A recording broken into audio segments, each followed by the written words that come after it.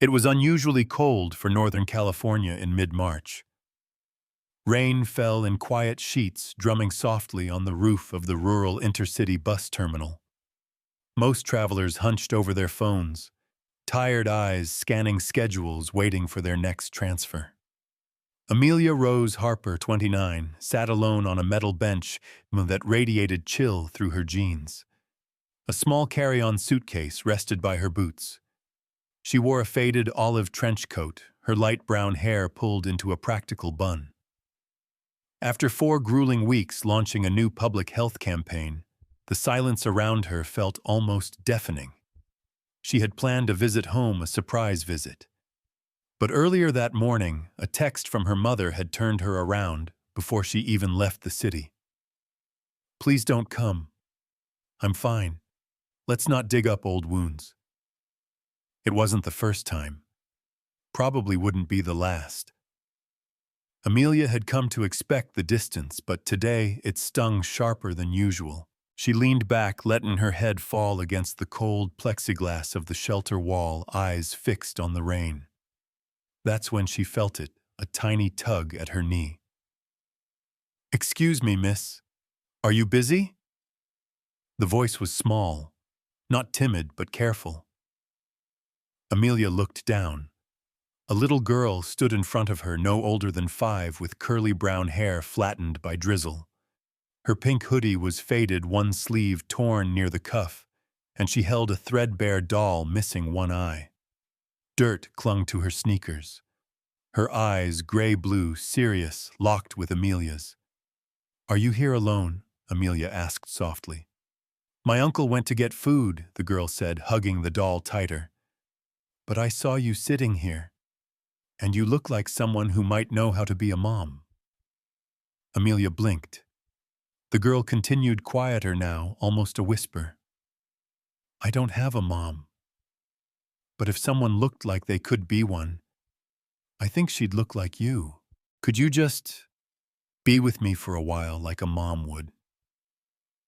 Something in Amelia's chest twisted. The request wasn't dramatic. It wasn't even pleading. It was just honest. Sincere in a way adults had forgotten how to be. She swallowed, then nodded. "What's your name, sweetheart Juniper?" the girl said proudly.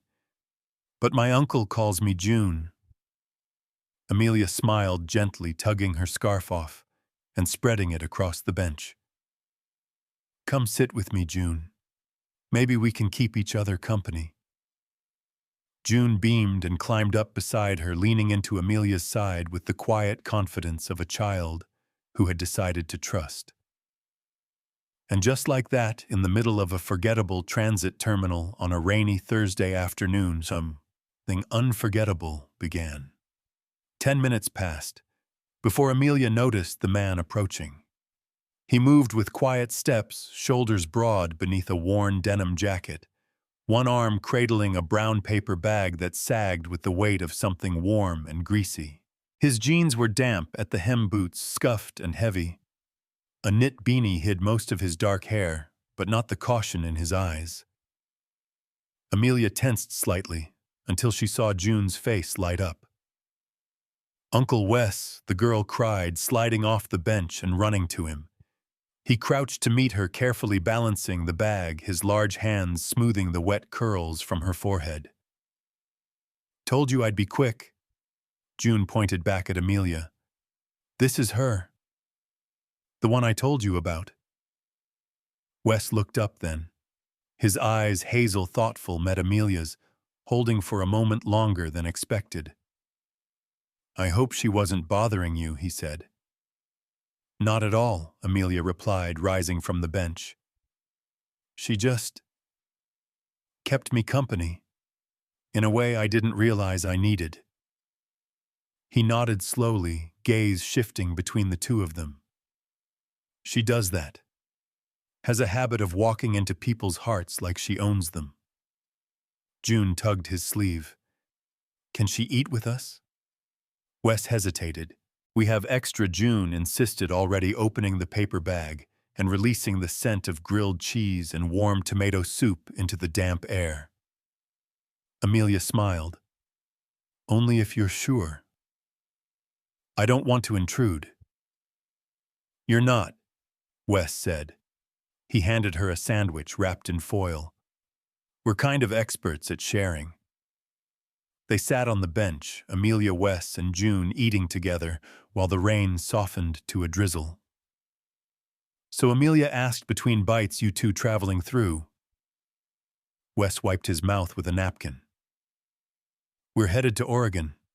There's a small town up there looking for a seasonal groundskeeper. If it works out, maybe we'll stay. That's a big move. He shrugged. We've made bigger ones. It's just the two of us now. Amelia noticed the flicker behind his words, the same quiet weight she carried. Different story, same shadow. You're not her father, are you? She asked gently. Wes didn't flinch. No. I'm her mother's brother. And her mother. He exhaled through his nose. Gone. For a while now. Amelia didn't press. She understood how silence often carried the truths people weren't ready to say. June leaned against her uncle's side, eyes beginning to droop. Amelia found herself watching the small girl more than she meant to. The way she trusted. The way she asked for love like it was a simple thing. I don't think I've seen a child her age speak so directly about needing a mom, Amelia murmured. Wes looked out at the wet parking lot. She doesn't remember much of her real one. But that doesn't mean the missing part isn't there. Amelia nodded the sandwich, forgotten in her hand. She understood missing things, fathers who vanished, mothers who built walls, the ache of a child never born. The terminal loudspeaker crackled overhead, announcing the next bus north. That's us, Wes said. He stood lifting June easily into his arms. She didn't protest, just nestled into his chest, already drifting toward sleep. Thank you, he added, voice low but sincere, for sitting with her. It meant more than you know. Amelia hesitated. Then, surprising herself, she reached into her coat pocket and pulled out a business card creased at the corner, the ink slightly faded. If you ever pass through San Luis again, she said, this is me. You're welcome to reach out. Even just to say she's okay. Wes took it without looking, sliding it into his wallet. She asked if I could be her mom, Amelia whispered. Just for a little while. Wes paused, his brow furrowed. I didn't say yes, she added quickly. But I didn't say no either. He gave a small nod, his expression unreadable. Then he turned, disappearing into the waiting line of passengers and brake lights. Amelia remained on the bench long after their bus pulled away, the warmth of June's tiny voice still ringing in her ears. You look like someone who knows how to be a mom. And for the first time in years, Amelia felt something stir, something between grief and hope, between fear and longing, she hadn't wanted to feel again. But she had. That night back in her apartment, Amelia couldn't sleep. She lay on her side, staring at the ceiling fan as it turned in lazy, uneven circles. Outside, the rain had stopped, but her thoughts hadn't. On the coffee table across the room, June's doll sat where Amelia had placed it, forgotten on the bench in the rush to catch the bus, and returned to her by a kind janitor who had chased her down in the parking lot. She had meant to mail it, or leave it with the terminal's lost and found. But she hadn't. Now the one-eyed doll sat there like a question she didn't want to answer. Amelia pulled her knees up to her chest. She had spent years curating a life of control. Her apartment was minimal and beautiful. She had plants she didn't name, friends she didn't get too close to, work she excelled at, and silence, so much silence. But tonight, the silence made her want to scream.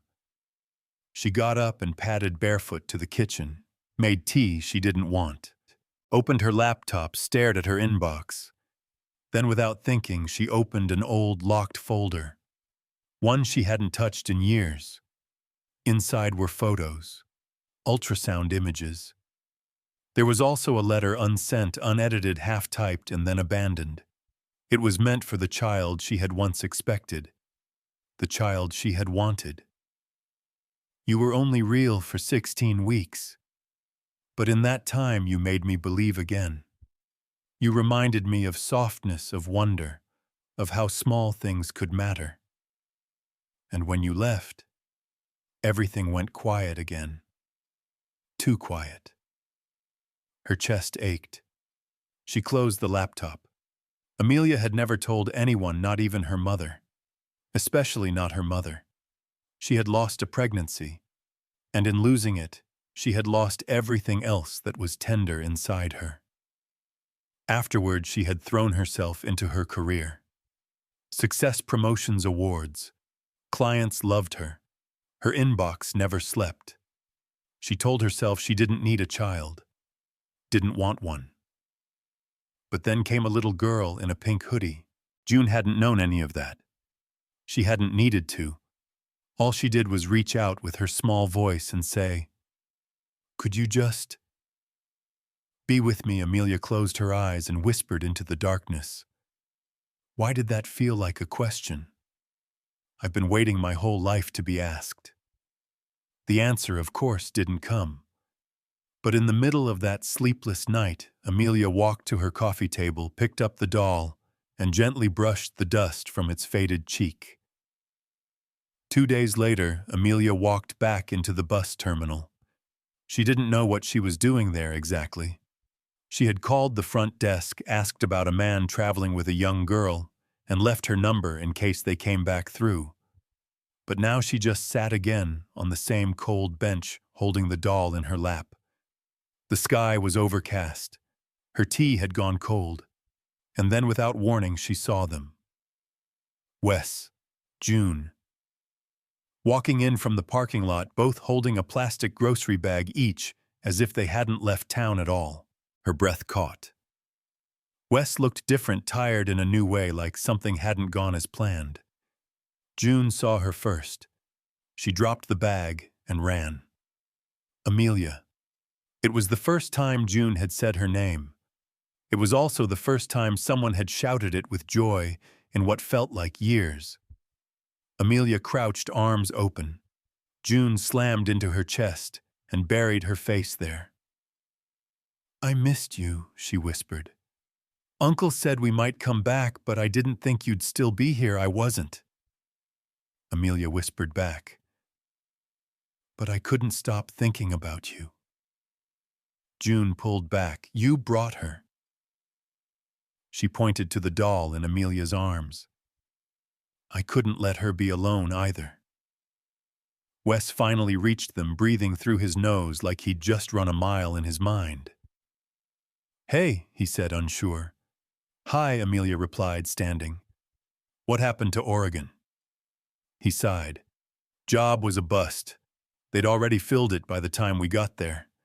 Wasted most of our savings getting there and back." Amelia looked at him, really looked. For a man who had raised a child alone, who hadn't planned for it, but had shown up anyway, he looked defeated for the first time. She swallowed. "Come have dinner with me." Wes blinked. "What, I made too much? And June's probably tired of sandwiches." June nodded enthusiastically. "Please, Uncle Wes," he hesitated. But then he looked at Amelia again, really looked, and something in his posture softened. "Okay," he said. Amelia's apartment had never hosted guests before. It was clean, minimalist, designed like a magazine spread. Cream walls, soft lighting. Every item had a place. Nothing about it had ever suggested children or warmth or life shared. Until now. She opened the door and stepped aside. "Come in." June entered first, quietly in awe. She kicked off her wet sneakers and stood still in the entryway, holding the doll like a secret she didn't want to lose again. Wes followed behind, uncertain. His eyes took in the space, organized, tidy, almost too perfect, and Amelia could tell he felt out of place. "It's not fancy," she said, "just quiet." "Quiet's good," he replied. Dinner was simple: pasta, garlic bread, salad. Amelia had never considered whether a child would like the food she cooked. But June ate with enthusiasm, her little legs swinging under the chair, asking questions between bites. "Do you work with sick people?" Amelia smiled. "Sort of. I help tell stories that help people feel better, like fairy tales." "More like real stories," she said, "about people who are hurting and how they can heal." June nodded thoughtfully. "I think that's important." Across the table, Wes smiled faintly. Later, after dishes were washed and June was curled up under a throw blanket watching an old cartoon, Amelia poured 2 mugs of tea and handed one to Wes. He took it carefully, fingers brushing hers. "Thank you," he said. "You looked like you needed it," she replied. They stood near the window, the city lights blinking far below. Amelia looked out, then asked quietly, "Can I ask you something?" "Sure." "She's not yours, not by blood, but you didn't leave. Why?" He was silent for a moment. Then he spoke slowly. "Because someone has to stay." She turned to him. "My sister. She was bright, chaotic, but kind. She had June when she was too young and too alone. One day she dropped June off with me for the weekend, said she needed to get away." He stared down into the mug. "She never came back." Amelia said nothing. The weight of that truth didn't need commentary. I didn't know what I was doing. I had no money, no plan. But I knew June didn't deserve another goodbye. So I stayed. I figured love is mostly about that, about not walking away. Amelia looked at him, really looked. "No one ever stayed for me," she said, the words slipping out before she could stop them. Wes glanced at her, his face open, listening. "I got pregnant when I was 26. It wasn't planned, but it felt right somehow. Until it didn't. At 16 weeks it ended. No warning. Just gone." She blinked fast, but the tears still came. He left the next day. Said it was too much. Said I should focus on healing. Wes didn't say anything. Just stood there, steady as stone. Amelia took a shaky breath. "I never told anyone. Not even my mother. And I told myself I was fine. That I didn't need children or a family. That I had my work. That was enough." And now she looked toward the couch where June had fallen asleep with the doll in her arms and pasta sauce on her chin. Now Amelia said softly, "I think I lied to myself." Wes set down his cup. His voice was steady. "You didn't lie. You survived. That's different." She met his gaze. "I don't want to take her from you," she said. He shook his head. "You're not. But I feel something," she continued, barely above a whisper. "And it scares me. Because I thought I'd closed that door for good. Maybe he said you just needed someone to knock on it from the other side." They stood in silence for a long moment. Not awkward silence. The kind that holds something new, something fragile and real. June stirred on the couch, murmured something in her sleep, then settled again. And for the first time in years, Amelia felt the quiet inside her break open, not with pain, but with possibility. The next morning, sunlight spilled gently across the living room floor. Amelia stirred awake on the couch, a throw blanket wrapped around her. For a moment she forgot why she had fallen asleep there. Then she saw the small figure curled at the other end, June still in her hoodie, one sock halfway off her doll, resting on Amelia's arm. Wes was already in the kitchen, quietly making coffee. He glanced over when he saw her sit up. "I didn't want to wake you," he said. "You both looked peaceful." Amelia rubbed her eyes. She insisted on staying close. Said your air mattress was too far away. Wes gave a half smile. She's never done that before. Not with anyone. June stirred, then blinking sleepily. She looked at Amelia and smiled. "You stayed," she whispered. Amelia nodded. "I did." They had breakfast together, eggs, toast, apples cut into messy wedges. Amelia found herself laughing more than usual, especially when June made up a song about toast that somehow rhymed with ghost. By mid-morning, they were on the floor building towers with coasters and teacups. It was June's idea. She claimed it was science and Amelia hadn't argued. Then, in the middle of balancing a third cup on top of a shaky structure, June asked it. The question. She said it so naturally, as if it had been waiting just behind her lips all along. "Amelia, if I already have Uncle Wes, is it okay to have you too?" Amelia froze. Her hand trembled slightly, and the tower collapsed with a soft clatter. Wes looked up from across the room, suddenly still. June continued, voice gentle. "You feel like a mom, not like the one I had before. You feel like one who stays." Amelia swallowed. Her mouth was dry. Her chest felt like it held too many emotions all at once. She looked to Wes. His face was unreadable at first. Then slowly he nodded. "She doesn't ask that easily," he said. "Only once before." Amelia met June's eyes. "But I'm not your mom, June." "I know," the girl said, "but I still feel like I love you. Is that okay?" Amelia's heart clenched. She reached out, brushing a curl from June's forehead. "It's more than okay," she said, her voice barely steady. "It's the kindest thing anyone's ever said to me." June leaned into her and hugged her neck tightly. Amelia closed her eyes. In that moment, something shifted. The years of loss, silence, self-protection, they didn't disappear. But they were no longer the only thing she carried. Wes stood slowly and walked over.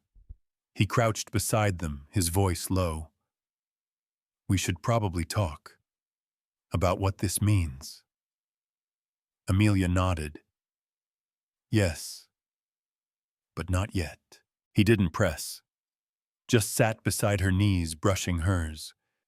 The three of them sat on the hardwood floor, quiet again. But this time the silence felt whole. June yawned. "Can we do this again tomorrow?" Wes looked at Amelia. She smiled. "Yes, we can." 3 weeks later, Amelia stood in front of her office window, watching clouds crawl across the city skyline. Behind her, the open laptop blinked with unread messages, her name glowing bold in a dozen subject lines. She had not resigned, but she had paused everything. After that morning with June, after the question, something had shifted in her. She could no longer fit back into the version of herself who worked 12 hours a day, who kept her calendar full and her heart empty. That self had been necessary once, but it no longer felt real. She turned when she heard the soft knock at her door. It was Wes. He stepped inside holding a small bag of groceries in one hand and a stack of June's drawings in the other. His hair was a little damp from the spring drizzle, his jacket smelling faintly of fresh-cut wood and warm coffee. She drew 5 sons today, he said, setting the papers down on the counter. Said it's because everything feels bright now. Amelia smiled, taking one of the drawings into her hand. It was lopsided and full of glitter. She told me she wants to stay here forever, he added. Amelia's heart beat faster. Wes wasn't looking at her. He was looking at the floor, at his shoes, at anything else. It took her a moment to realize why. You're afraid I'll say no, she said quietly. He nodded. I'm not rich, he said. I can't give her the world. You gave her more than the world, Amelia said. You gave her a life. You gave her safety, and you, he added, finally meeting her gaze, you gave her something I couldn't. Amelia stepped closer. I didn't mean to, she said. I didn't set out to love her. I know. But I do. He reached into his pocket and took out something wrapped in a soft cloth.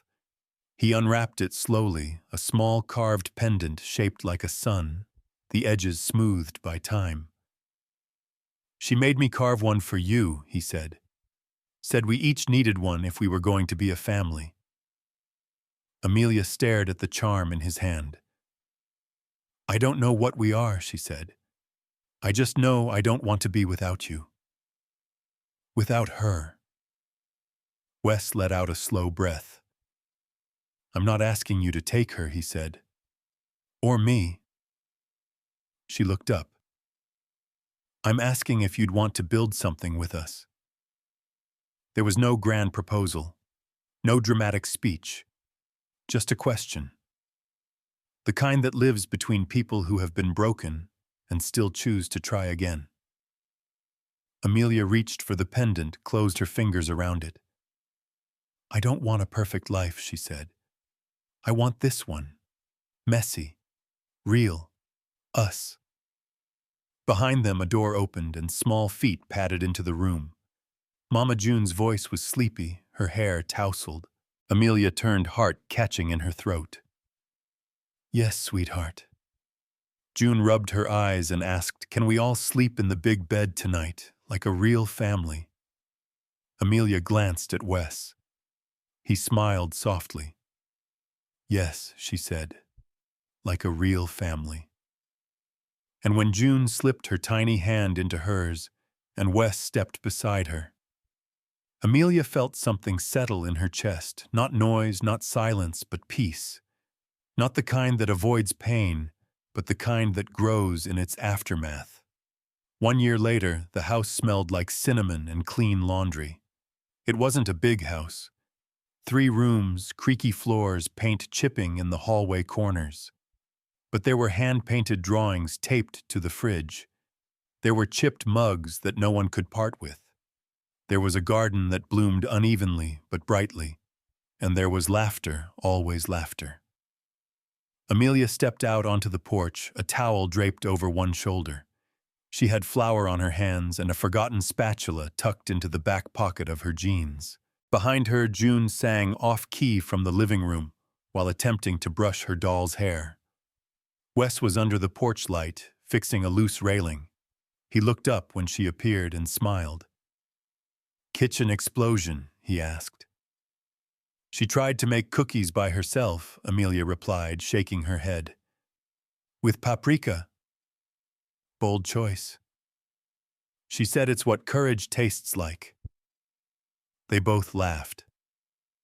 Amelia leaned against the porch post and looked at him. Really looked. He was still quiet, still careful with his words.